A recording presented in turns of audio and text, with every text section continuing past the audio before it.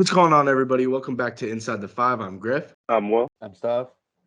In this episode, we're going to be talking about the NBA playoffs, the NFL draft that has already started by the time this has come out, a little bit of MLB talk, especially the Red Sox, and then we have some fan-submitted questions. It's a packed Friday episode, so let's get into it.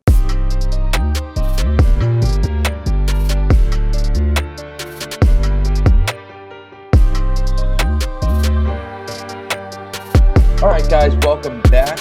We're going to get things kicked off with round two. The matchup is set. Celtics versus Bucks. Boys, what do we think? I have Celtics in 5. I'll give my reasoning in a little bit, but I want to hear what you guys have to say. I'm going to go Celtics in 6. I think we fall a couple times just based off of mistakes.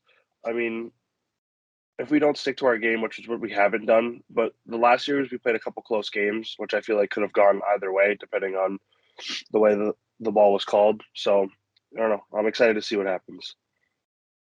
I think that the Celtics are the best team in terms of matching up against the Milwaukee Bucks. I really believe it. Now, there's no one person in this league that can match up like toe-to-toe with Giannis, obviously.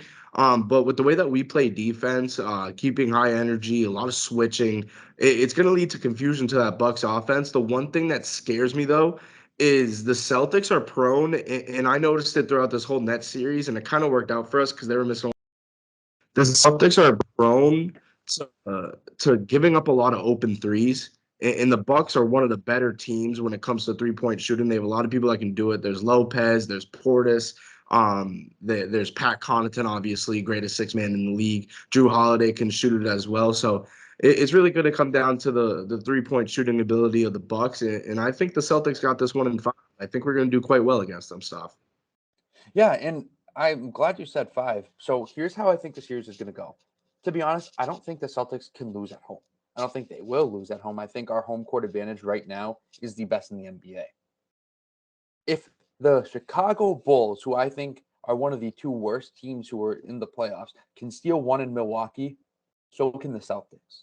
I mean, I think Milwaukee takes game 3 and then the Celtics will take game 4. Riding momentum, game 5 at home. We are not losing an elimination game at home. I'm sorry. But I think that's how it's going to go. And Giannis, in my opinion, is the best player in the NBA. I think he's going to get his regardless of what we kind of throw at him. I think we're going to do everything we can to slow him down. It just really comes down to the other guys. Whether the other guys are going to hit 30 shots and all this stuff, it's like, let Giannis kind of get his 50. But if everyone else can't score, Giannis can't single-handedly beat the Celtics. So Middleton being hurt for this entire series is very important because I don't know if I would say Celtics in 5 if Middleton was playing. I'd probably say Celtics in 6. So it's like Chris Middleton's one of those guys who can definitely win a game by himself. We've seen it before, and he's a Celtics killer. He always kills the Celtics. And here's kind of a fun fact that I saw. The Celtics projected path to the finals. Started off with Brooklyn, eliminated them last year.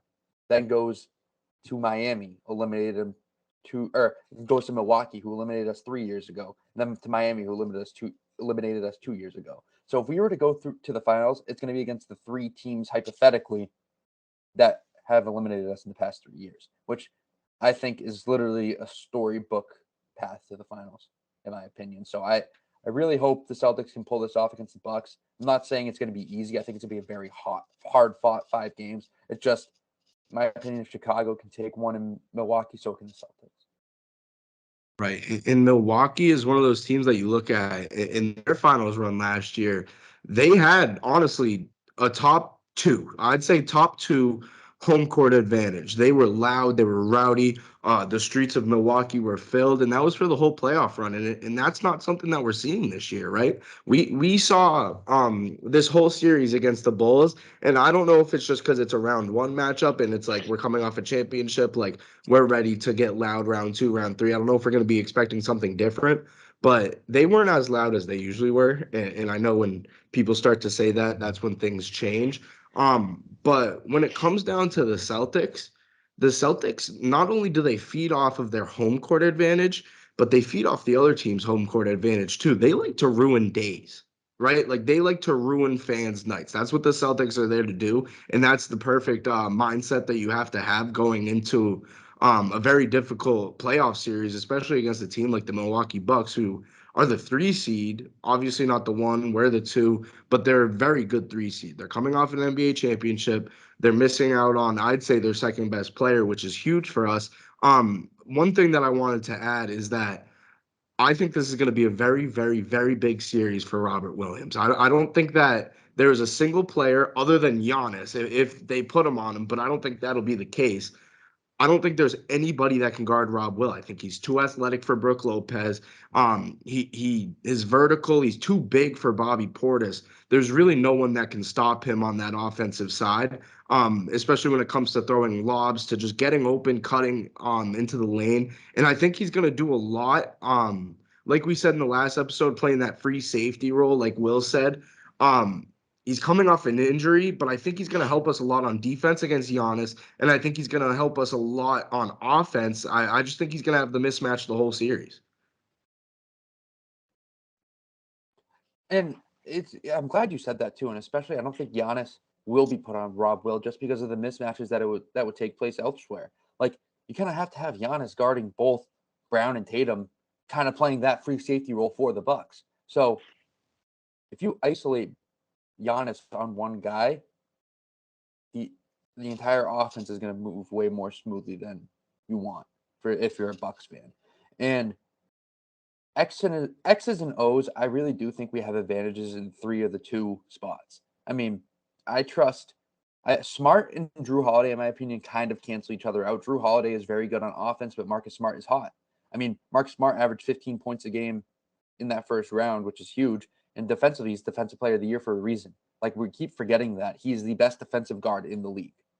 So, next, you have Jaylen Brown versus who's their 2 guard right now? Wesley Matthews. Jaylen Brown. Wesley Matthews, sometimes Grayson Allen. Like, that's a win for the Celtics. And then you have Jason Tatum, hypothetically, against Giannis plays the 4 for them, but who's the 3? Is that like exactly Middleton's out, so you're missing that. No Middleton, Celtics win that. And then Giannis and Horford. Obviously, Giannis is one of the better players in the league. He's the best player in the league, in my opinion. Obviously, you got to give the edge there, but it's not like Al Horford in the past has been known to kind of stop Giannis. Like, I'll always remember game 1 of that 2019 series. Al Horford had Giannis on clamps, and then they just moved away from that. They tried to put other guys on him. They tried to put Semi Ojeleye on him, who got cooked all series. So it's like Horford can play how he was in that first round, and I expect him to, because we've had a week off. It's going to be hell for Giannis. I mean, you got Rob Will against Brook Lopez, which isn't much of a favorable matchup for the Celtics, in my opinion, because the Celtics like to put Rob Will on a guy who can't shoot, right? Like, and everyone just clamp up. And usually that's against the opposing team's 5. However, Brook Lopez is one of the better shooting bigs. So it's going to be interesting to see how Ime Udoka matches up with them. And he had an all-time quote yesterday in the media when asked about like ducking teams, whatever. He's like, "We're not a track team, we're a basketball team. We're not running from anyone." And I thought that was awesome. And that speaks miles to this matchup, considering the Bucks tried to lose on purpose to avoid the Nets in the first round. All right. And then next, moving on, we'll have the Warriors, who beat the Nuggets in 5 last night. Kind of a choke job by the Nuggets in the fourth quarter. DeMarcus Cousins didn't look like he wanted to lose. But, I mean, Jordan Poole, he's amazing in my opinion. He didn't really have a great closeout game, but then Steph Curry, we all kind of forgot Steph Curry existed. So how far do we think this team goes? Like, I've said the Warriors are back since the beginning of the year. I published that article in November. So I'm first on that bandwagon. Remember that when it's Celtics Warriors in the finals. But how far do you guys think this team goes? Right. And before I say my exact prediction, I wanted to say Jordan Poole had 8 points, and Jordan Poole is not actually the guy that's gonna make the finals run for this team, right? He's gonna be a very big piece in it.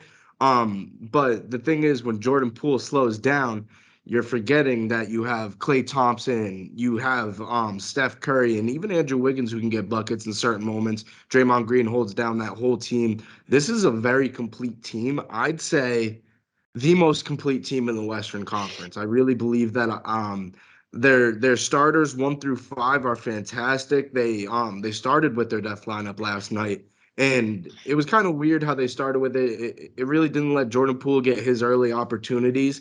But I mean, hey, it still worked out. I live bet the Warriors -3.5 at halftime.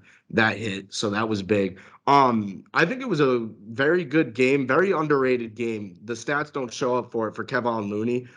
He had 4 points. I think both of them were from lobs. He's someone that can come off the bench and provide quality minutes at center.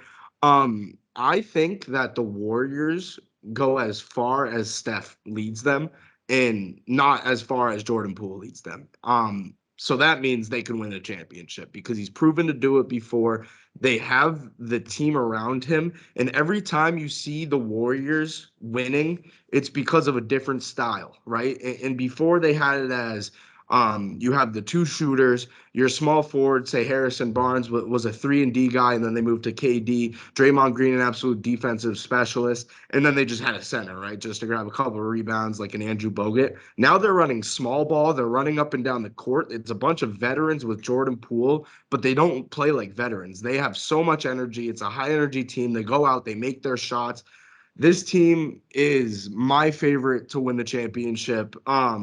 Or to make the championship out of the Western Conference.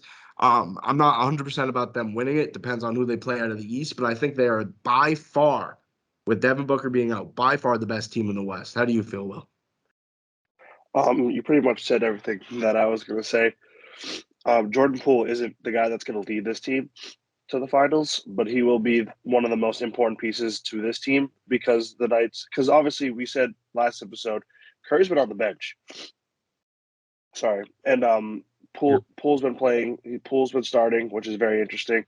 I'm not sure. I didn't get a chance to watch this game, but did they start that lineup with Draymond at the 5 last night? Yeah, it was Steph, Poole, Klay, Wiggins at the 4, and Draymond at the 5. So obviously they tried something new last night. So that game made a lot more sense than obviously the score did. I don't think they should run that lineup again, if I'm going to be honest. I think that game was way too close for them to close out the Nuggets. But like Griff said, they are, I think, my favorite to go to the finals out of the West. They are a far better team than the Suns are without Devin Booker. Yeah, and I mean, it's that death lineup that everyone talks about. It's situational lineup, to be honest. Yes, Like, exactly. That's perfect. You can't throw in that lineup. It's just because how they mesh in certain game situations. Jordan Poole comes off the bench and gets his because he's against the other bench players. He's not his presence isn't the focus when he's on with the other. It's just like how it kind of works out. Like, for example, Derek White for the Celtics is a closer, but he's not a starter for a reason. It's because he comes in the certain situation that matters. Like Daniel Tice is a starter. It doesn't mean that he's going to be playing 40 minutes a game, but this death lineup comes in for the Warriors to go on little spurts. It's just they can't really hang defensively, and that's why they shouldn't be starting at all times together. And I think that's a good segment to move on to the Mavs up 3-2 on the Jazz after a blowout in game 6. Or I'm sorry, in game 5, where a lot of people thought that Utah would carry the momentum over after winning 2 home games, after splitting, but winning the most recent home game to tie it up 2-2. People thought that the duo of Donovan Mitchell and Rudy Gobert were back, like they're going to be meshing after that alley-oop. But in reality, the Jazz were just out of sorts. It looked like they had wanted nothing to do with the Mavericks. Luka got his. Jalen Brunson's amazing. All the other guys in the Jazz stepped up. They won by that game by like 35. Do you think the Jazz can win one more? Or do you think the Mavs are just going to win this in 6, Griff? I think this series is as good as done. I think Luka Doncic is showing that he is the second best player under 25 years old. And you know what? I want to say my claim right now that Jason Tatum is a better player than Luka Doncic. I know it. I know that would get a lot of backlash. But Luka Doncic is legit, right? And he just doesn't have the team around him to really get it done in the long run. And this is the matchup that's going to play against the Warriors. I think the Mavs take this game. Even though we're going into game 6 in Utah. I think they go into Utah, who has a pretty good home court advantage. I don't think that matters at all. The Mavericks are the better team. The Mavericks have better chemistry. Jalen Brunson has scored the most points so far in the NBA playoffs this year, which I mean is exactly what we all thought was going to happen. I don't know about you guys, but I mean the Mavericks are a great first round team. They're gonna lose in 5 games to the Golden State Warriors. Like they just aren't a team that's built for the long run. They're not a team that's built to play a legit team. They got lucky going up against the Jazz, and Luka's gonna get his. But once it comes down to the point where you have to rely on more than just one player on your team, the Mavs are screwed. And I think that I've been saying this since the beginning of the series. Both of these teams need serious changes to the organizations, whether that be players like the Mavs or I mean chemistry like the Jazz. I just think that the Mavericks are good enough to escape the first round. I think they're a lot better than the Jazz are this year. They're going to win this next game in Utah, and then they're going to crumble against the Warriors. I don't think they're legit, but I think they're better than the Jazz. This series is over. It's as simple as that. My big take from this, the Jazz window to do anything with this team is closed officially after they lose this next game. It's time to blow up the team. The chemistry's not there. We've seen it all year. Their last true chance was like 2 years ago. Last year they might have had a better chance, some might say, but their window is far, far gone. Out the absolute window. They obviously, like I said, the chemistry not there. The Mavs will definitely lose to the Warriors in the next round. I don't think there's any questioning about that, unless somehow Luka and all of them force a game 7. That's the only way I can see them winning the series. Yeah. And speaking of game 7s, the Raptors and the 76ers, Thursday night, the day of this recording, the huge game 6. The Raptors are down 3-2, winning 2 straight games after being down 3-0. At home tonight, have a chance to extend this to a game 7. I think the 5th team ever to, or the 3rd team ever to force a game 7. 4th? Yeah, the 4th team ever to force a game, I guess every single number besides 4, to force a game 7 after being down 3-0. We were possibly witnessing history. You know, if the Raptors come back and win this series, I think I put this up there kind of with like the greatest upset or comeback of all time. I mean, no team has ever come back from 3-0. If they win tonight, I can't see them losing game 7, boys. Like what Same. What do we think? I mean, it's just like it's a backward sweep. Joel Embiid is clearly hurt. Like he can't shoot. And the rest of Harden just hates basketball, apparently. He can't perform in the playoff. Doc Rivers loves to choke. And then the other guys in the 76ers are worthless. I mean, tonight they won't have Matisse Thybulle because he's unvaccinated. And this is a problem. I mean, you're going into Toronto shorthanded in a must-win game. You cannot let the Raptors think that they have a chance. I mean, what do we my mind is all over the place with this game. I'm very excited. What do we think? I think the Raptors are going to win this game, and I think they're going to win this series. I think we're going to win this history. Obviously, I would like to see that happen just for the history part of it. But 2, the 76ers team is done too. I think they're in the mud again, which, I mean, you like if all the years that we beat them in the first round wasn't enough, this should be the breaking point of this team.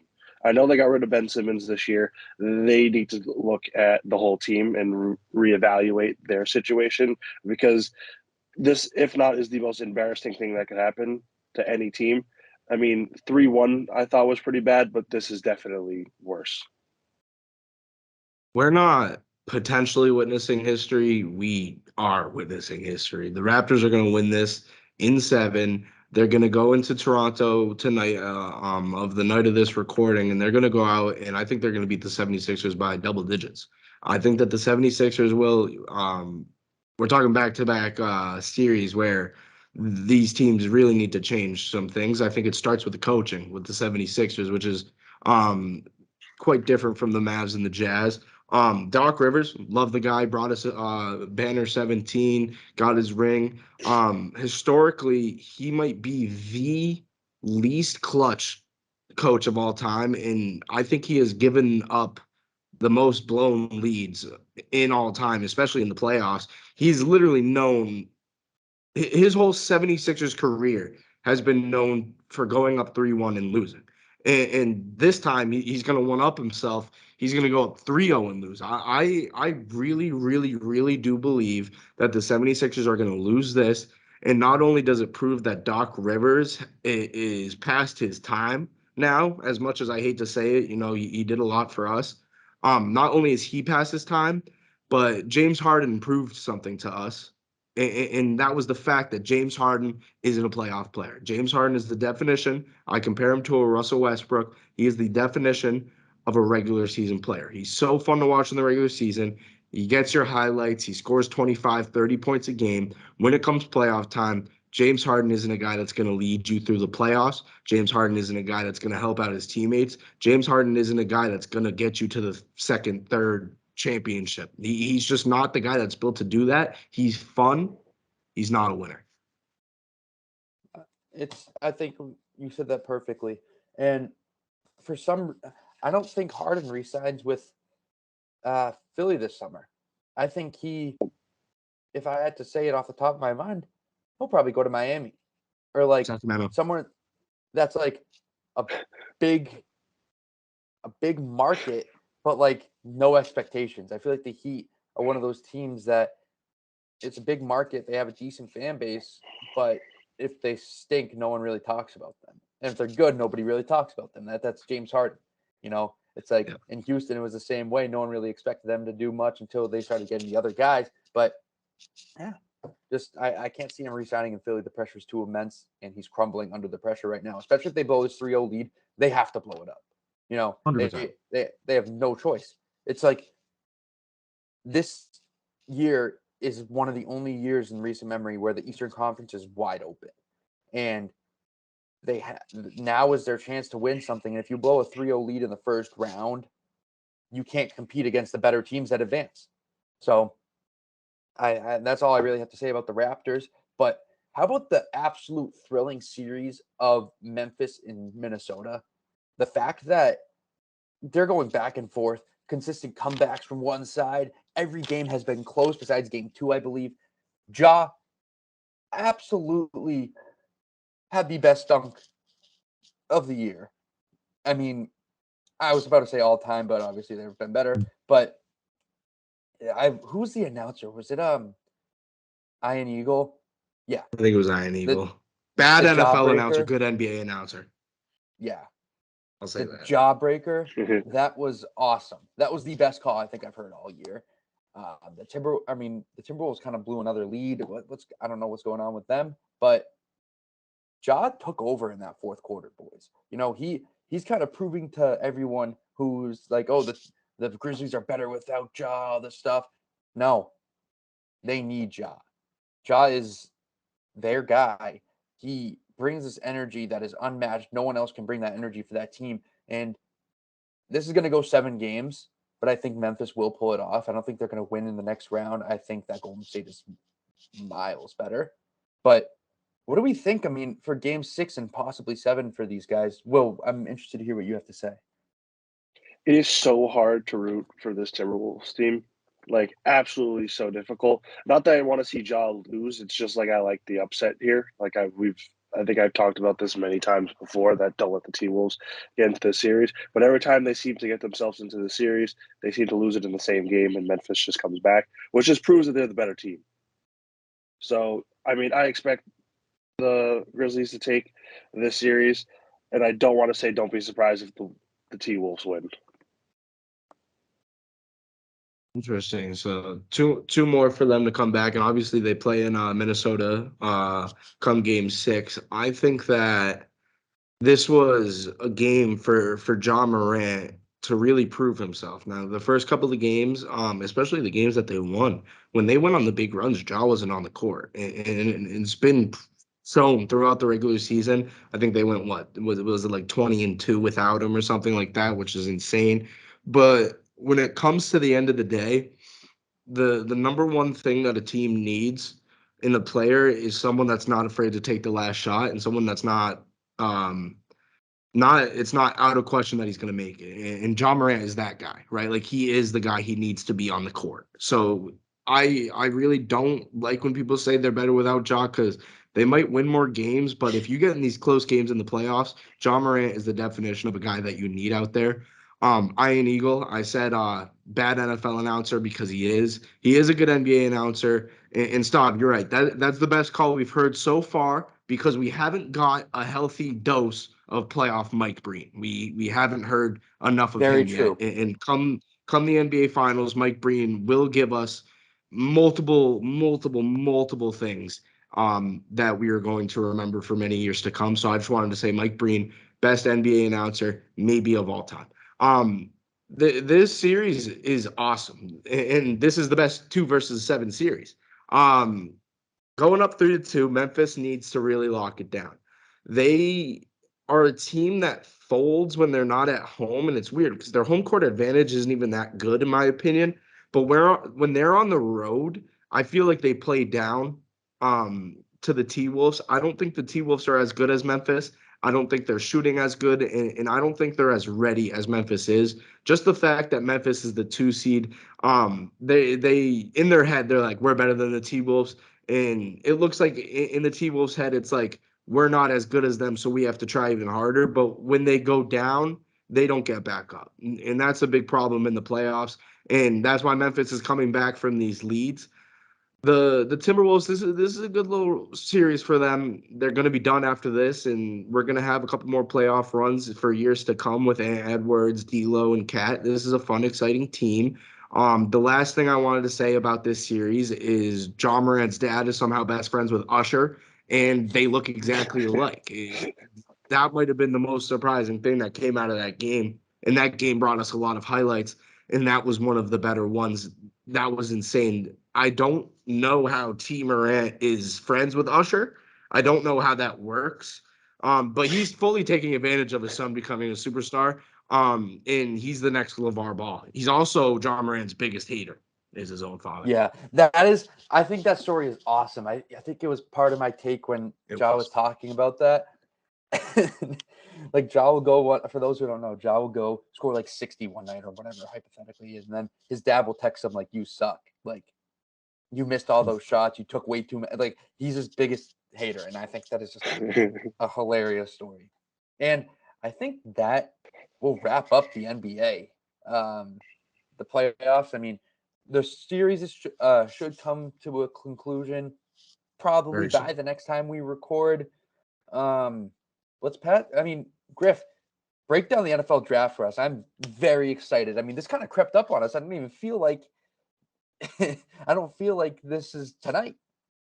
Right. And as a college student, a sport management major, and a big guy when it comes to marketing, I think they did an awful job. I don't know how much people care about this, but I just want to say the NFL draft is something you should look forward to because it's the end of April, right? We haven't seen football in months, and I honestly couldn't care less about the USFL. I don't know if any of you guys have watched it. I've watched a couple of games. It's all right, but whenever anything happens in the NFL, if they like show it off at all, they will get millions of people to view it. This is the biggest sport in America. You could say baseball is America's pastime. You could say basketball, everybody loves basketball. Everyone watches football. If you're an American, you watch American football. It is the biggest sport. They did a bad job this year. Mark, I don't think that this draft class is as popular as the past years, and I think it's kind of stupid. And I know why. The only reason why this draft isn't as big is because of the quarterback talent. This isn't as much of a quarterback draft as we've seen in the past few years. Usually you get 1, 2, maybe 3 quarterbacks in the top 10. My prediction is there will be none. I don't think there should be any. I wanted to get that out of the way. The Jacksonville Jaguars, the second year in a row, they have the number 1 pick. And that brings up a lot of questions for that organization. They had arguably the worst season, like altogether, not just wins and losses, just as an organization that you may have ever seen in NFL history. This is a big moment for them to go out there, get a number 1 pick once again. And the weird thing about this year's NFL draft is the number 1 pick isn't a lock, right? We don't know who it is. And that brings up the question. And Stav, I'll ask it to you first. Who do you think the Jags are going to take with the number 1 pick? Well, it should be Aiden Hutchinson. However, the GM loves Trayvon Walker, who is a pretty good player, and he had a really good combine. It's just Aiden Hutchinson, I feel like, is the no-brainer. Like, he had the best season. He's probably the best defensive lineman, and especially that's a void that they're trying to fill, pair up someone with Josh Allen on the other end. But the reason why I think that the GM loves this position or loves Trayvon Walker is his speed at that position. You know, he and Josh Allen are 2 of the faster defensive end lineman hybrid type players where if you have speed that can run sideline to sideline, you are going to stop the run. It's just Aiden Hutchinson, I feel like, is a little more versatile than Trayvon Walker in some ways. But, Trayvon Walker is probably going to go 1. And I don't necessarily agree, but what do I know? What's your pick, Will? Just because the GM literally said that they want Trayvon Walker, I'm gonna assume they're gonna pick Trayvon Walker. To be fair, I'm not. I like you said earlier, there hasn't been much like notoriety around the draft this year. So honestly, it kind of crept on me a little bit too close. I'm not even too keen on the draft. I wasn't even looking that far yet in the season, but like I still know a few names, but I'm not as in depth with it as I normally am. Yeah, and that goes to my point. Like, they honestly, in my opinion, it wasn't just the NFL. I don't think anyone really did a great job of showcasing that the fact that the draft is here, and it's the fact that there isn't a lot of guys that have a large following. Like in the NBA, we saw it this past year, with Cade Cunningham going number 1. There wasn't a guy that like remember Zion in high school. Like we remember these guys, Lonzo Ball. Like literally everybody gets so much hype. There's not a lot of guys with a ton of hype amongst like our age group. So that's like a big downfall for that because that's a big amount of viewership. The Jacksonville Jaguars stuff should take Aiden Hutchinson. Trayvon Walker, this is the perfect example of a guy with a lot of upside, a high ceiling, but a very, very, very low floor. Aiden Hutchinson, to compare it in other terms, it's a pick that won't miss, right? You know exactly what you're getting from a guy like Aiden Hutchinson, and that's production. He's an anchor. He's someone that will give you 110% at all times, and you know what his 110% is. That's a Heisman finalist. He is a guy that has proven it at Michigan. He was the best player on the defensive side of the ball in college football last year. It only makes sense for him to go number 1. I think if they take Trayvon Walker, it's a big risk. I think if Trayvon Walker reaches his ceiling in his career, he has the potential at 6'5", 290 to be one of those guys that comes off the edge, but can literally play anywhere on the D line. Aaron Donald a little bit different in terms of measurements. You know, he's a little bit shorter. I think he's like 20 pounds less than Trayvon Walker. But Trayvon Walker's a guy that can play nose, he can play D tackle, he can play end on either side. He has a lot of speed, and that would be great with Josh Allen. But I'm just saying, Aiden Hutchinson just seems like the guy that's like, this isn't a hit or miss, this is a hit. While Trayvon Walker is a hit. But moving on, don't want to just talk about the first pick because, of course, there's 7 rounds in this NFL draft. We're going to talk a little about you guys' team first, which is obviously the New England Patriots. They have the 21st pick in the first round of this year. A lot of holes, in my opinion, outside source, a lot of holes on the defensive side, Stav, and that's why I want to ask you first. That's what I notice. Do you think in the first round they should go out and get defense, or do you think they should go out and get an offensive playmaker? My personal opinion, a dream scenario for the Patriots is to draft. Oh my God, I can't believe I'm blanking on his name right now. The Georgia middle linebacker, not Quay Walker, the other kid, Devin Lowe. Well, how can I blank on his name? Oh my God, this is embarrassing.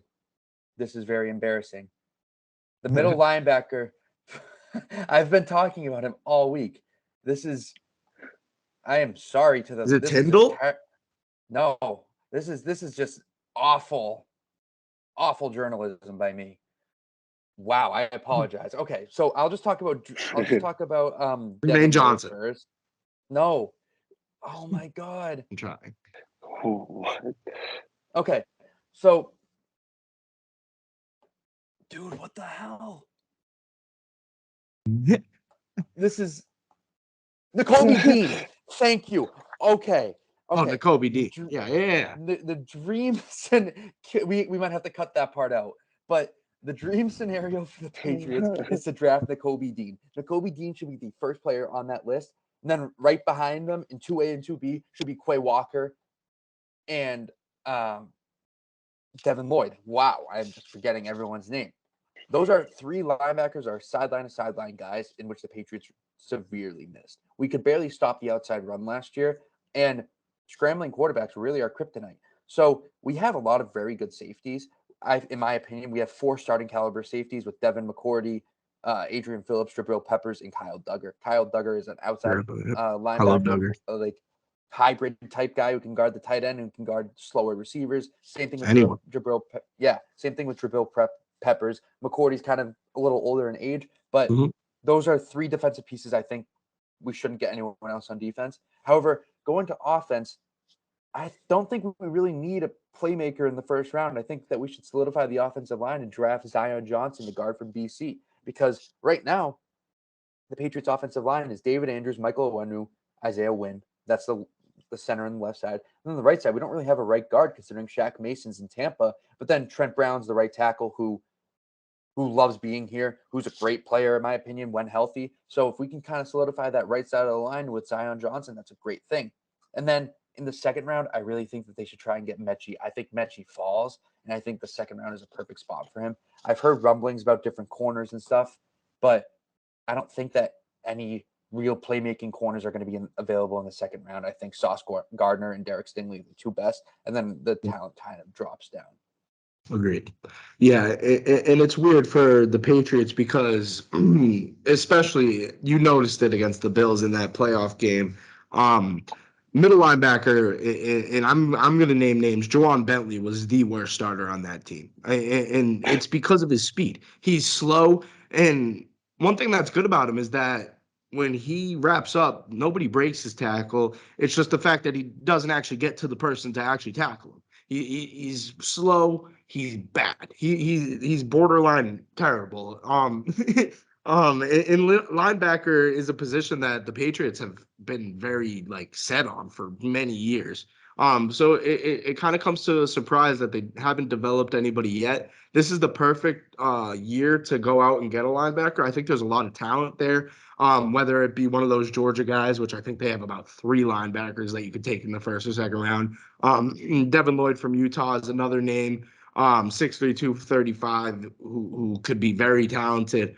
In around that 21st pick, with the Patriots, you know how they love to use their first round pick, and their favorite way to use it is to not use it. And that leads me to the question for you. Do you think that the Patriots are going to try to trade down, maybe get another pick in the second round and maybe try to get someone else, or do you think we're picking here? In my opinion, they should pick here. Depending on the value of a potential trade, I could definitely see it happen. But in my opinion, I think they need to go do what the Carolina Panthers did a few years back and just go all out defense, and hopefully someone breaks out and becomes very, very good. I think that would help us in the long run, especially if we go all defense, we draft a few guys, a couple of one of them becomes really good, another one becomes all right, and we can develop him a little bit more. Then that's even better for us. I feel like the offense, we can kind of work around some trades and even figure that out as time comes. I feel like the team would really just mesh well and kind of come together a little bit easier than trying to just break it even, try to draft a little bit of defense, a little bit of offense like we normally do, and kind of just I don't know. I feel like if we break that trend, the Pats will become a better team. Right. And I think that the Patriots are a team that not only do they have a few holes, but I think that they have the perfect opportunity to fill those holes through the draft. I don't think they need to go out and go get veterans, right? I think they need to go get guys that are going to be there for the next 5 years and make runs together. I think this is a team that's looking to compete for the AFC East against the Bills, and now the Dolphins, if Tua turn the ball over, can be, I mean, anything because he has the best wide receiver room in the league. With the Patriots, we talked about their defensive whole stuff. What would you say their biggest need is on the offensive side of the ball? Offensively, I mean, a right guard is ideal in my opinion. Um, I think solidifying that offensive hold on. Solidifying that offensive line is something that they should really be looking to because especially in that Bills game, um, the offensive line kind of got exposed. Mac Jones really didn't have much time in it. In the second half of the year, after they kind of went on that win streak, Mac Jones was getting pressured way too much, and can't have a young quarterback being flustered like that. And I really do think that they're going to go into some sort of a spread look. So Jacob Johnson, the fullback, who's on the Raiders, said this in his presser that the Patriots are probably looking to move away from the I formation downhill offense, and they want Mac Jones to kind of showcase his abilities.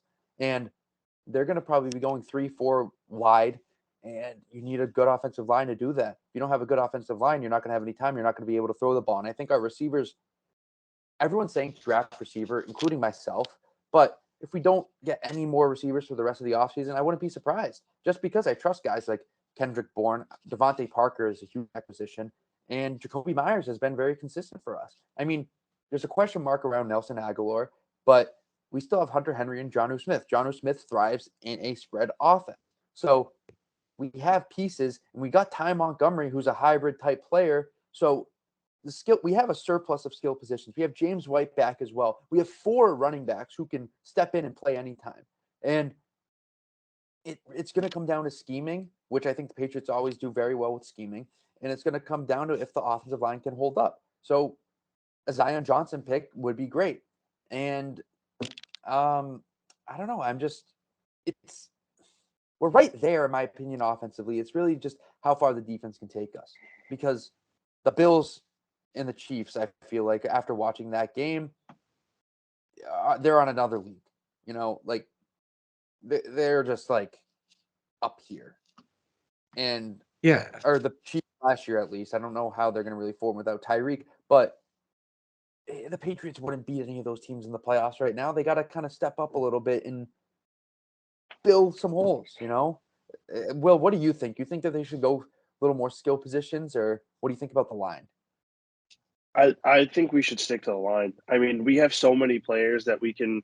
I don't know. I feel like looking back at all of our past teams, which is obviously one of the things that we like. I feel like we always go back to, but like we never like we had stars, but we never always had every single star. If that makes sense, we didn't have the best player at every position, but we made them work and we made them into a better player. Which is I don't see why we can't do that. I mean, if we draft O-line, we're going to be successful. And if we stick to drafting defensive players and we really create that defense, which is what we're known for, having a great defense and staying grounded on offense, we should be able to be a good team. There's no excuse there. And like Griff said, there's no reason to be getting veterans right now because I don't think we're in a win now mode. There's no need to be. I'd rather win in 5 years than waste everything we have now and win in 2 years.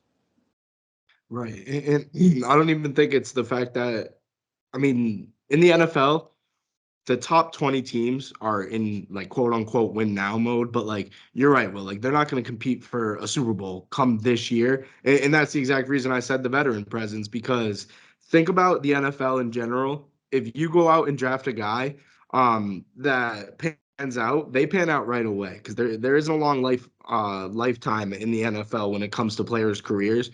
So drafting a rookie compared to signing a veteran, he's going to be a veteran literally the next year. That's how it works in the NFL. Everything is sped up.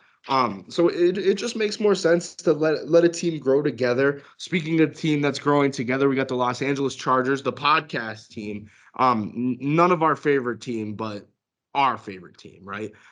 They have the 17th pick in this year's draft, and there's a lot of questions coming from SoFi Stadium, the team that runs SoFi starting now after the Rams Super Bowl. The Chargers have an interesting format, right? Where we have Eckler at our running back. Obviously, Herbert's going to hold down QB. We got some wideouts. Offensive line isn't terrible. I'd say there's a few moves to be made there. But that's not something I'm looking for in this with the 17th pick for that team. When I look at the Los Angeles Chargers, and you guys can correct me if I'm wrong, the addition of Khalil Mack kind of seals up that defense, right? If anything, maybe another cornerback. Once again, looking in the first round, Stav said it best. There's two corners that I can see going top 10, and that's Sauce and that's Derek Stingley. Other than that, I don't think I'm going to see a corner, maybe even the rest of the night. If anything, mid-round 2. But when you're looking at the 17th pick, there's a lot of different things that the Chargers could use there. First, they could trade, which is always an option. But an idea that I've been thinking of is this draft class is stacked at two positions. Edge rusher, which I think the Chargers are set at, with Bosa and Mack, and wide receiver. I really think that if they go out there, and this may sound weird because we got Mike Williams and we have Keenan Allen. If we go out there in the first round, we take a wide receiver. This sets us up perfectly for Keenan Allen to kind of slow down, right? Because this year, if we have a rookie wide receiver, put him in the 3 spot, Keenan Allen gets his, Mike Will gets his, and we let this guy progress into our potential number 1. A name that I'm looking at, and I want to hear how you like a couple of these names, Will. There's Treylon Burks from Arkansas, who in my opinion is a top 3 wide receiver in this draft. Olave, Chris Olave from Ohio State, who on most draft boards, they have him going around 15, 16, either the Eagles or the Saints. Could fall one pick to the Chargers. Two of these names, these are 2 potential wide receivers that could actually be Pro Bowlers, Will. Do you think that it's worth taking a wide receiver in the first round for the Chargers, or do you think we're going to actually have Keenan Allen for the next 3 or 4 years? I want to say I would like to think that way, but honestly, I want to feel don't be surprised if they trade the pick. And right now, I've just been looking at a few of who they're looking at and who they're projected to have. Right now, at 17, they're projected to pick Khair Alam, the corner from Florida, which they don't necessarily need a corner right now. I feel like they're kind of set there, but obviously he is very talented. I'm assuming these are some later round guys. Defensive lineman Devontae Wyatt from Georgia, which I feel like would help them solidify their D-line, and then that would really just put their whole team together. And if they could even just keep their offensive core right now and trade that first pick for maybe a younger wide receiver somewhere down the line or something like that, and not necessarily kind of just have, like I said, and I think that would be fine. And I don't feel like they would be trending in the wrong direction if they do so. But if instead of drafting that first round pick, if they don't plan on picking a skill position, they should definitely trade it instead of trying to just pick someone up. Right. And I think that the Chargers are a team that when you're looking at the pick that they have at 17, it's like if you trade it, you as a fan base, you actually can't even really be mad about that, especially depending on who's there at that time. If somebody falls, say like a Garrett Wilson or a Jameson Williams, and they're there at wide receiver, it comes down to the point where it's like, okay, we actually kind of have to take this guy. This guy might be a superstar. And if he's not there, Will, then it makes perfect sense to trade, either trade down or trade for another piece, because looking at who else would be after that, you could kind of reach for Trevor Penning, who's a tackle from Northern Iowa, but I don't really think we need tackles. If anything, we need guards. There's Kenyon Green from A&M, but there really isn't a ton of value from these guys, right? I don't see a lot of upside from a lot of these offensive linemen that aren't going in the top 10, top 15. Now, there's guys that could be potential starters, but I think you can really go out there and get a lot of value with that 17th pick in terms of trade. Stav, next year, the Chargers playing in the most difficult division, right? The AFC West. Do you think that after this draft is said and done, do you think that the Chargers are going to be looked at still as a team that is going to be in the bottom half of that, or do you really see an upside this year for the Los Angeles Chargers? So, in my opinion, they need to draft offensive line. I think defensively they're set. You get your two corner pieces, obviously with J.C. Jackson and Asante Samuel Jr. Yep. Derwin James is out there, probably one of the hardest, like if not the hardest hitting safeties in the one. He's one of them. We all know that. And we're Chargers fans. Like it's just like your O-line, man. It's just like you got to protect Herbert. I mean, you have a Lamborghini. You're gonna put that thing in a garage. You're not gonna leave it out in the rain and get it destroyed. So I don't know. It's like, what do we think? I just think offensive line is a clear choice. And if you don't like the offensive lineman available, I agree with what you guys said. Trade back. Exactly. And that's the perfect way of putting it. It is someone that, or it is a position of need. And when I was looking through, because obviously I'm a Seahawks fan, and we'll talk about the Seahawks in a minute. When you're looking at these teams, you want to draft for a position of need, not for best available. Especially if you're a Chargers who are a young rising team. They're going to be playing in a tough division. And in my opinion, the AFC West is going to be the most difficult this year compared to years to come. I think that this year is the year that like the Broncos are going to be the best that they're going to be, in my opinion. The Chiefs took a little decline, but the Raiders are amazing. And so are the Chargers, but the Chargers are the youngest of those teams, right? And I think that this is a good year to go out, fill a position of need, go win some football games, maybe sneak into a wild card. I'm not saying that's a guarantee for them because they're playing a very tough division, they're playing in a very tough conference. Fill up that team, get some team chemistry going. And kind of get ready for the long run because that's exactly what the Chargers need to do playing in a division like that. Speaking of a tough division, the toughest division for the past 10 years has been the NFC West. Officially, the worst team in the NFC West is the Seattle Seahawks, who originally did not have their first round pick in this year's draft because of trade with the New York Jets for Jamal Adams. We got a pick back. The reason we got the pick back is another trade with the Broncos. Obviously, Russell Wilson, everybody already knows about that. We're back in the top 10, exactly where we should be. We have the 9th pick. For everybody that doesn't know, Stav and Will are Patriots fans. Me, I am not a Patriots fan. I'm a lifelong, diehard Seattle Seahawks fan from Massachusetts. Don't ask me how it happened. Don't ask me why it happened. I like the colors. I like Matt Hasselbeck. But we have the 9th pick. And there's a lot of questions in this draft, right? For the Seattle Seahawks. Do we take defense? Yes. Do we take offense? Yes. Can we have every pick in the first round? No. Is the only way we could be successful in the first round or in this year to have all picks in the first round? Yes. That is literally the only way that we would be good. And I'm starting to stutter on my words because I'm already upset when it's come to the point where whenever I'm talking about the Seahawks, I'm upset, right? Because they stink. They actually stink. They need, I'll list off the positions they need. They need quarterback, they need running back, they need left tackle, left guard, center, right guard, right tackle.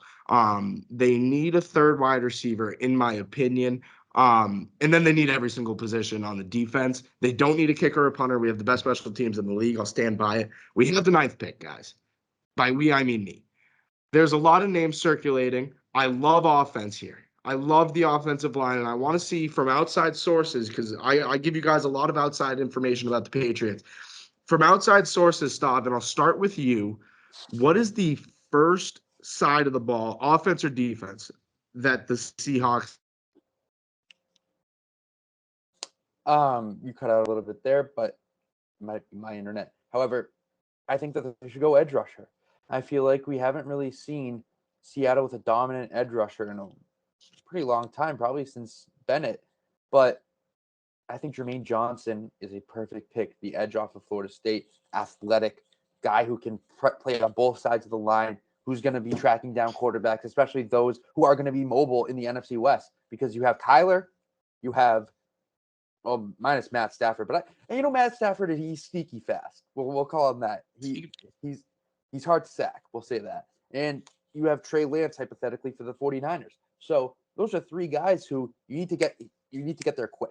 He's a guy who's going to get off the ball quick and who's going to have an immediate impact on that defense. And if you have a guy who's causing havoc in the backfield, the rest of your defense plays better. You got guys who are going to rush the passer. And I mean, we don't have Bobby Wagner kind of anchoring that defense now. So I think you need to kind of find a placeholder type player who's going to, with the Seahawks, can trust on that defensive side of the ball. And I think he's that guy. Right. And I think that Jermaine Johnson is a perfect name. Another name that people have been throwing out there is Kayvon Thibodeaux from Oregon. And Thibodeaux is a guy that was originally top 3. And Stav, you said yes. I'm going to say no. And the only reason I brought up Kayvon Thibodeaux is just so I could roast him. I don't think he's a guy that hustles. I think that he's a guy that very, very similar to Jadeveon Clowney. When he sees the play open up for him, that's when he tries. But when he doesn't see the play open up for him, he automatically gives up. He's not a guy that's going to run from sideline to sideline. He's not going to be a guy that gives 110%. And Jermaine Johnson is, right? I think that Jermaine Johnson from Florida State, from Indy Community College, Last Chance U, he was on the show, wasn't one of the stars of the show because he wasn't a nutcase. He is a better option, in my opinion, than Kayvon Thibodeaux. Kayvon Thibodeaux is a guy, like I said, when he wants it, he goes and gets it. He doesn't want it at all times. And when you're playing football, you need to want it at all times. You need to give it 110%. And I think that you're right, Stav. Edge rusher is the perfect position to get here in the right inside the top 10 at number 9. The only way I could see them not going for someone like a Jermaine Johnson is if one of these tackles drop, which would be Charles Cross, Evan Neal, or potentially Ekwonu. I don't think Ekwonu is going to drop. He's a top 5 guy. Charles Cross from Mississippi State and Evan Neal are potential 15-year starting left tackles in this league. If they drop to 9 and the Seahawks don't take them, I'll never forgive them. I really think that these guys are guys that are bright, shining stars. Some of the best players in this draft. If they can fall down to 9 and we take an offensive tackle, first off, it would be kind of a big slap in the face to Russell Wilson because we haven't done it in the past 10 years since getting him.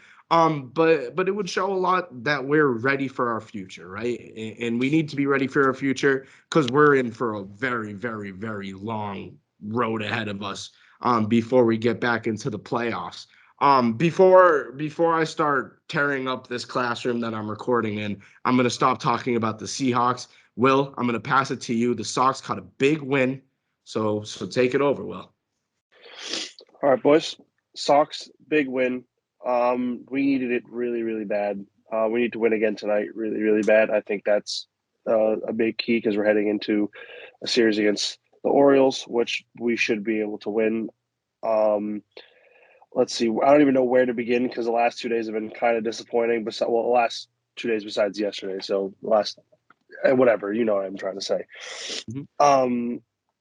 I was very happy with the way we played. We didn't let them back in the game for once. And we kind of just decided to really put the bats to work, which I said eventually what was going to happen before we started this series. I did say that the Sox were going to win 3-1. Hopefully they split. I think that's the best outlook we can have. I hope we don't lose 3-1. I feel like that would just completely, especially after last night, I feel like that would completely demoralize us, especially heading into a series against the O's, which the last 3 series we played against division opponents, and we just can't keep losing to division opponents. That will just ruin us for real. I don't really know where else to go. I kind of want to take the mic here and say how much of an impact Alex Cora actually has in that dugout. His return, he kind of looked pissed off yesterday. I don't know if you guys kind of caught that glimpse. It's a good thing. But Yes, exactly. He looks at this lineup and he's like, what is wrong with you guys? Like, let's go. And now is the time. We can't keep losing these games. We can't keep choking. And Michael Wacha steps in, and he's been nothing but great this season, and someone who we were looking kind of as a question mark heading into the season. We're like, I don't know if Wacha's going to be it. Is it going to be him or Rich Hill? We're going to move Wacha to the bullpen eventually. But Wacha right now is probably our third best starter. Like you got Tanner Houck and Evaldi, and then it's probably Wacha. I mean, he's the guy. If he can keep putting up like pretty good starts, that's going to be awesome. And it's just like, I feel like whenever the Red Sox offense is doing great, the bullpen chokes. And if the bullpen's doing great, the offense can't hit. We have to find a happy medium where both are succeeding. And we haven't seen that yet. But I just want to give a quick shout out to my guy, Xander Bogaerts, batting .397 on the year. A very quiet .397 in my opinion, especially because they haven't really been great so far. But Story's picking it up now. I had to rep my boy Story, his jersey. Devers, Verdugo, JD's batting .282. JBJ's hitting better than the bottom half, like anyone in the bottom half of the lineup. Bobby sucks. Arroyo is there. Plawecki's better than Vasquez. Vasquez can't swing a bat. So it's just like, let's get hot, please. Just like win. How about that, huh? If I were the Red Sox, I'd just simply win. Yeah, and I think that Plawecki, like talking about our catcher situation, Seavac is just so good defensively, but I love the fact that oh my god, Nasty Nate loves pitching with Plawecki behind the plate, because we've noticed this for the past year. Plawecki has always been the better hitter, right? Vasquez obviously hit a big walk-off for us last year in the postseason, but Plawecki's a guy that gets it done throughout the whole year, and I think he could honestly get it done throughout the postseason as well. He's a guy that some nights when JD is out, he DHs for us, and that's big from someone that's behind your plate, because you don't see that position be so dominated by hitters. But Plawecki's honestly one of the better hitting catchers in the league. There's not a lot of them, and Plawecki's been getting it done on both sides, and he's not bad defensively either. But Christian Vasquez is just so good defensively, and it's a guy that we trust that you can't really give up on him. The Red Sox pitching has been so weird, where it's like at the beginning of the season, it's something that we were scared about. Now we're a little bit less scared. Rich Hill, maybe my least favorite pitcher in the MLB right now.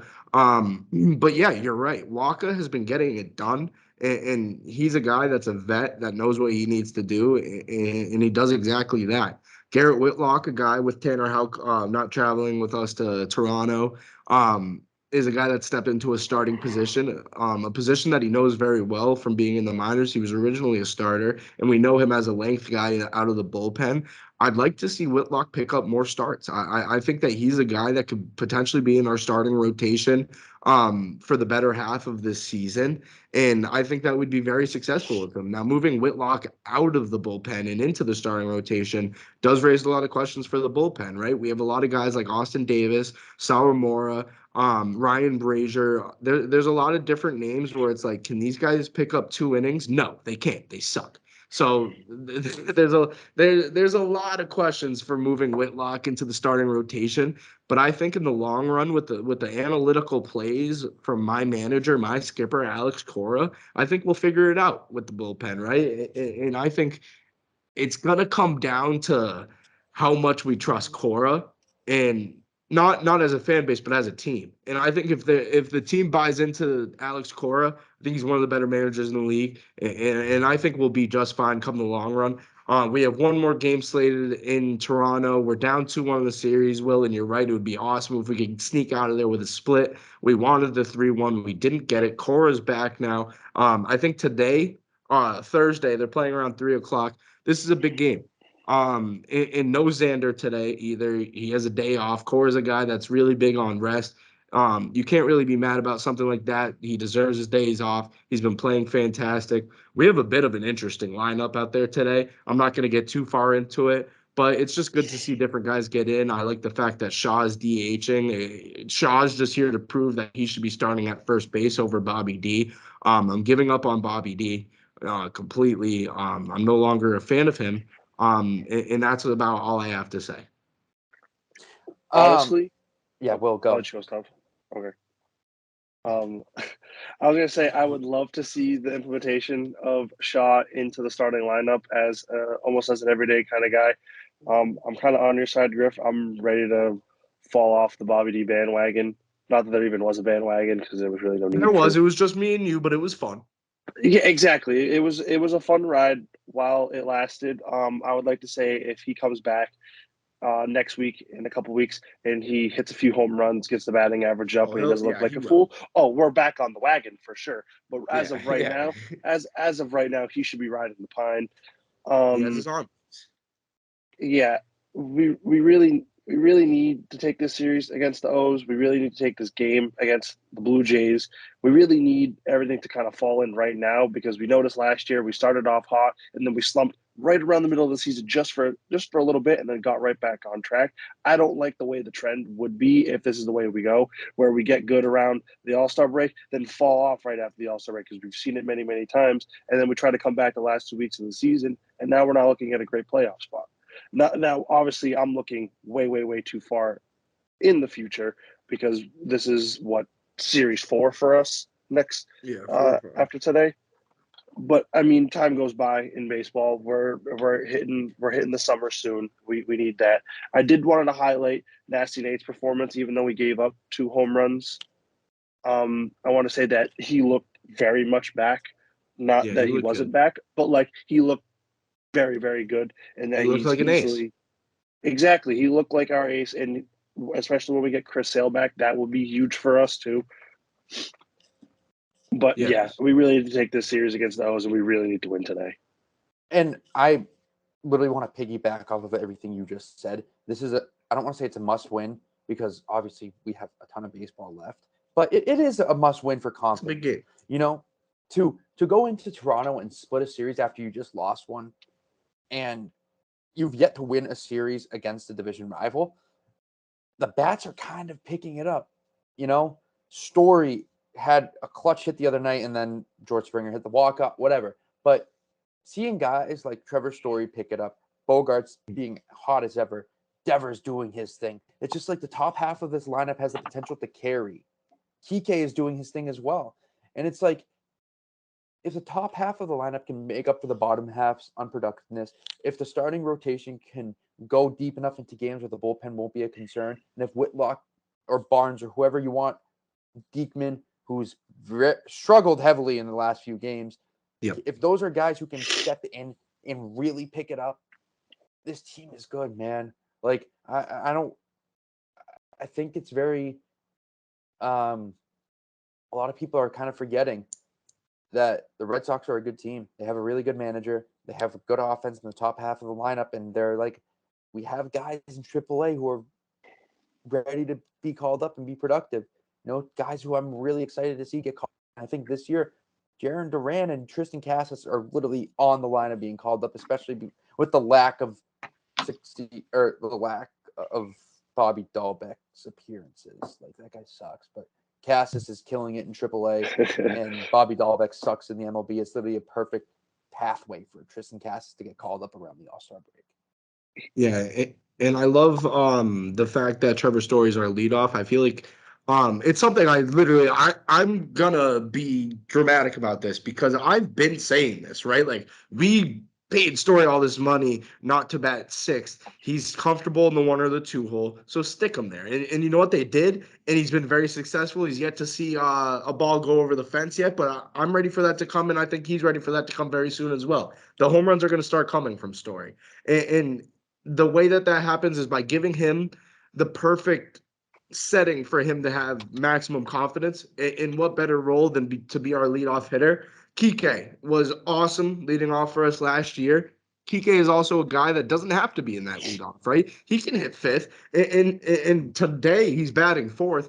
He can really hit anywhere. And Kike is a perfect example of a guy that, yes, he succeeded leading off last year, but you can stick him somewhere else. We just need to find exactly where in the lineup that is, and he's going to be very successful. And I think it's really in that 5th, maybe the 6th spot. And I think he's going to from there. The last thing I want to say, and I'll wrap it up with this. Matt Barnes is done. I'm going to officially put the seal on Matt Barnes. This era of throwing curveballs into the dirt and people check swinging is over. That's really all Matt Barnes was good at. You need gas. You need good movement in the strike zone. And Matt Barnes isn't going to provide that. It's time to move on. Diekman, a guy who has a funky release, a funky like formation, a nice lefty. When he's on, he's on. When he's off, he's maybe one of the worst pitchers in the league. So if he can find his rhythm, then we're going to be just fine without Matty Backpacks. Great era of Matty Backpacks, but it's just not the style of baseball that's played now. People are figuring out that when a ball is in the dirt, you don't swing at it. So it seemed too obvious, but that's how baseball is. Moving on, however. Wait. One more? Yep. I have one last thing, not necessarily about the Red Sox, but about the MLB. We need to start the movement of let a third-party company make baseballs for baseball. I'm sick and tired of this whole MLB since they acquired Rawlings. The baseballs suck. That's a big problem. The biggest problem in baseball. The biggest problem in baseball right now is the baseballs. They change every other year. Last year, they were flying out of the park. This year, we're losing 3 feet per hit is what I think the number is right now. I'm not too sure. I saw something about it. I've been seeing stuff about it since like the second week of the season, but this week it's really starting to trend up. And I definitely wanted to say that they need to let go of that and they need to find someone else to make baseballs because they can't keep changing every year. Like it literally, like obviously, yes, it's nice to see someone new every year be good, but we can't let them be good because of a baseball. We need to let them be good because they're good. Before we move on again, I forgot to even tell you guys this, but I bought a pack of Topps baseball cards and I had 2 good pulls. You want to see? Let's see. Jarren Duran rookie card. That's why I'm rooting for him to get called up. And this Rafi patch. That's nice. So, our YouTube viewers got a little show, so make sure you check this out on the YouTube. If you're listening to this on Spotify or Apple or wherever you listen to your podcast, you might as well just hop on YouTube right now. Go exactly to the spot. We're about an hour and 10 minutes in. And check out these polls. You guys need to check out the YouTube Inside the Five. But moving on, we had some questions submitted to us by some listeners, some connections, some friends, all of that fun stuff. We got a few questions. We're not going to go too in depth about all of them, but we're going to answer them. We're going to start things off here. Will, soccer. We haven't talked soccer since Let's go a while ago. And what perfect time to the Champions League semifinals. Will, who is winning the Champions League? I believe the last time we talked soccer, I said Real Madrid was going to win the Champions League. Look at them now in the semifinals. They played a great game against Man City. They do have to head back to Real Madrid next Wednesday, which might be one of the hardest games that Man City will have to play all year long, which is why I think – and they're only down 1-2, and they stopped the away goal advantage. So this is literally just whoever – like I get they're starting down 1, but I mean, we've seen Benzema do it over and over and over again. He's due for a hat trick again. Like, right. And I think that going into Madrid, only up 1 in terms of looking this at a Man City point of view, which me and Stav as Liverpool fans, Will as a Man United fan, we don't really like to see from a Man City point of view. But when you're going up 1 and you're in Madrid, you might as well be losing. Like I think that going to Real Madrid and you have Benzema and Vinny Jr. has been playing fantastic. I think he had a great game. When you're up 1 and you have Kyle Walker coming back and it showed that hole at right back was significant. When you have Kyle Walker come back, it kind of gives you a little bit more confidence. But you don't go into Real Madrid only up 1 and expect smooth sailing, right? This is going to be a difficult second leg for them. I'm going to look at the other side of this. We got Villarreal. That's who no, I'm kidding. Liverpool is my pick to win. Stav, you're a fan of them, so I'm guessing that is also your pick to win. I'll go into a little explanation of it. So Liverpool has been fantastic all season. You know, FA Cup champion. We beat Zach Steffen. When he was Man City's goalkeeper in the FA Cup final. We have an easy path. Villarreal is terrible. We're up 2-0. We're going into Spain to go face them. And I think we're going to get the job done. I think we have too much talent to lose to them, and I think we're going to play a tough Real Madrid. I believe that Real Madrid's going to win come this second leg. Charles, my boy, if you're listening to this, I'm sorry. He is a Man City fan. But I got Real Madrid coming from the other side, and I think this is going to be one of the better Champions League finals that we've seen. I really believe that. I think that Real Madrid is a fantastic team, and I think Liverpool is as well. I think both teams are very talented in all positions. And the way that Liverpool plays, the style that they play, the long ball in the air at all times, we're moving, we're on runs, a lot of energy. In the emergence of people like Luis Diaz, and obviously you know who's going to hold it down, Sadio Mane, and Trent, you know, we got Robbo on the left. Like, we have some serious names, the best goalkeeper in the world in Alisson Becker, and we're going to get it done. I really think that we're actually going to get it done, and this is a big year for Liverpool. I don't think they're going to win the Premier League. That wasn't the question. It was who's going to win the Champions League. I'm going to go Liverpool. Moving on to the next question. We talked about it a little bit already, so we'll give quick answers. The one key to winning this series against the Bucks from the Celtics' point of view, Stav, get us started. Like I said before, the other guys can't go off. You know, we can't let guys like Grayson Allen, Pat Connaughton, and Wesley Matthews go for like 20 plus. Got to contain everyone else. Giannis is going to probably do his thing. Can't let the other guys go. Crazy. Will, passing it to you. Mine's kind of like a 2-1, but really it's just one, is contain Giannis to the best of our abilities and stick to our brand of basketball. We saw that sticking to the way we play, which we know the most, which is what we talked about before, with having kind of like that free safety role in the middle on our defense and kind of causing havoc for the other team on offense, is really working in our favor. I feel like as soon as we step away from that and we don't stick to our game plan is when we usually fall apart, which, I mean, you could say that about any team, but I feel more so for the Celtics because I feel like we just see that so often and so many years in. But I feel like that's the biggest key for us to winning this series, Griff. Right. I'm gonna go with, I agree with you guys, and I think we all know what we're gonna do on defense, and we all know what we're gonna get from everybody else. A key to this is Jason Tatum, and it sounds too obvious, right?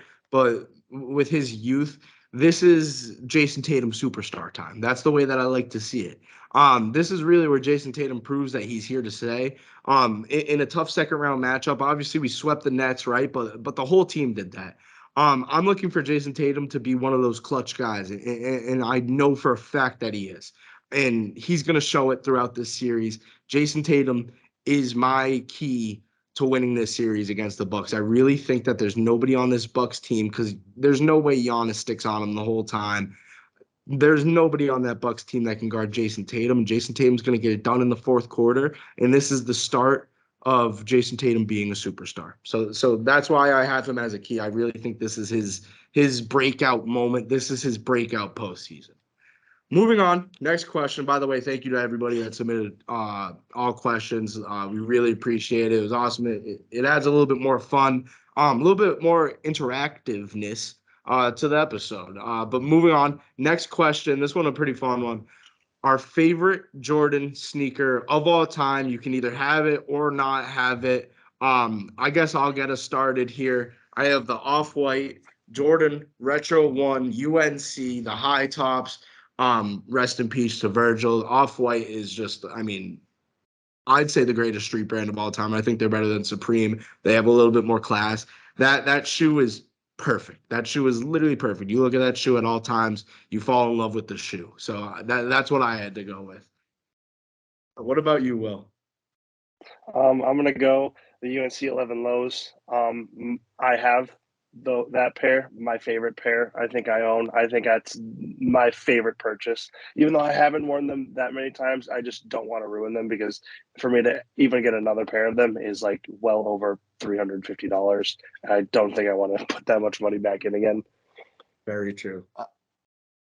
Yeah, mine is the Jordan 11, the retro UNC lows, the white and the blue. I think Will has those, but yeah, that's So, like yeah. my dream shoe. So eventually, when we get all the sponsorships and from Inside the Five, like Jordan, I know you're listening. Like Michael Jordan's listening himself. I don't Feel know free to about send a that. pair my way. I appreciate that a lot. And yeah, All right. Moving on. Next question. What is our main opinion on this year's draft class? I'll get us started here once again. This is a wide receiver and an edge rusher dominant draft class. If anything, there's a couple of offensive line pieces, but other than that, this draft class isn't as stacked as we've seen in years. I think this is a draft class where we're not going to get a ton of superstars, but we're going to get a ton of quality. yeah, I'm kind of in the same way. There's a lot of hidden gems here. You know, everyone's kind of looking at the top 3 picks, and then like top 5 talent, and the rest of the guys, no one really talking about. You know, I think there's a lot of hidden gems, and I think a lot of guys in the second, third round are really going to be day one starters for a lot of these teams. Yeah, I didn't write anything because it kind of snuck up on me. But looking at some of the talent and what we're looking at here, I really feel like this is the kind of draft that we see where players who get drafted make an immediate impact, and it's on a very low key level where they're not going to get a lot of spotlight, they're not going to see a lot of shine right away, but they're going to make an immediate impact for these teams. And then when we look at them later down in the season and be like, well, damn, this player made a really big impact for this team, and that's why they're this good this year. Very true. Very true. Moving on. This is rapid fire. I kind of like this segment. How far will the Phoenix Suns go? Stav, get us started. Western Conference Finals. I think we all have the same thing here. I don't think We they can we get all below. have the same thing. Yeah. I don't even think there's much explaining. They take them. They go as far as an injured Devin Booker takes them. And I think that D Book not being 100%, and I don't think he'll be 100% at all throughout the playoffs. I think the Western Conference Finals is their perfect time to lose, and it's going to be to the Warriors. So I think the fact that we all have them at the Western Conference Finals means that it won't happen, but it's what we have. We got 2 more questions wrapping up. One kind of for me, I guess you could say, but I'll let you guys answer this as well. I like Will's answer a lot. What do the Seahawks need to draft? Simple. I talked about it a little bit more in depth earlier. So I'm just gonna say 3 words: a new team. They just need a whole new team. How about you, Will? What do you think they're gonna get? They need me, as Stav would say. Me. Yeah, I agree. They need me. I will take the Seahawks back to the. No, I'm kidding. They need an edge rusher, like I said before. Or if they want to draft me, just give me a call. I think I'm available tonight. I'll be a guy to step on the field, fight the opposing team's best player, and we both get ejected. It's a win-win. So That's, that I guess I don't know. I actually at this point. But we have our final question. Once again, thank you to everybody that submitted questions. If you want to submit questions in the future, make sure you're following our Instagram at Inside the Five Pod. Final question, Will. MLB The Show question just recently came out. MLB The Show. Who is your favorite Diamond Dynasty card so far? Been playing a lot of MLB The Show. I'm loving it this year. I'm going to go with an out-of-the-box answer, but got to stay true to home. The 83 gold Xander Bogaerts. I have him parallel 4. He bats leadoff for me, untraditional, but I like it. He's batting like 340 something for me with like 16 home runs, so I'll take it. Or the 92 Matt Carpenter that came out like last week, lefty third baseman. He's nasty. He's awesome. I got to go with my guy, Ray Durham. I just completed the White Sox collection. I think I've played like 6 games with him. I'm batting 500 with him with 5 bombs. He really doesn't have much power, but he's a switch hitter. Really fast, my leadoff guy, and I trust him. So another guy I kind of wanted to say was that 90 Christian Yelich. A little bit more of an expensive card. He's like 55K stubs, but I'm batting 575 with him through 20 games. And no, not 20 games. That's crazy to say. Like, I think around 10 games I've had him. And he's been awesome for me. I love that card. Griff, passing it back to you for the last shout. I can't lie. I've had Christian Yelich. I think I've been grinding this game. In 20 games played with him is actually not even out of the question for me. I've played a lot of MLB The Show. Christian Yelich, one of my favorite guys. Matt Carpenter, a guy that I just recently picked up because Will recommended me to him. I just finished the AL East collection, and that finished with live series Vladimir Guerrero Jr. And I was like, I might as well just throw him in at first base, see how he works. I played 4 or 5 games with him. I'm batting around 700 because not a lot of games to play with him. I played 2 games last night, and I think he went 8 for 8, like 2 games combined. He's just an absolute rake machine. Other than that, an unconventional pick, face of the franchise program. 90 overall, Cedric Mullins, lefty, a lot of speed at center field. He covers a lot of ground. I think I have over 20 stolen bases with him, and he's batting in the 400. And it's a guy that not a lot of people use, but I've been very successful. We play a lot of video games, right? I want to say the reason I love MLB The Show is first with Diamond Dynasty, they have so many different cards, so many different options of who you can use. And it's cool to see that, like I'm saying, Cedric Mullins. I don't think either of you guys even use that 90 Cedric Mullins. It's so cool that the fact that there's so many options. Some people are good with a player, and then some people are terrible with the player. So I love MLB The Show. We might have to start getting some gameplay up on the YouTube. If you guys are interested, for sure, let us know. But I think that's gonna wrap up this episode, right, guys? Yeah. Yeah. All right. Fantastic episode, right around the hour and a half mark, just how we like it. We hope you guys enjoyed. We hope you guys enjoy the draft this weekend. Hopefully we were right about some of our takes, but it seems like we are never right about our takes. But Except me. but yeah, of course, all jokes aside, we hope you guys enjoyed. We will see you guys on Tuesday, and peace. Peace.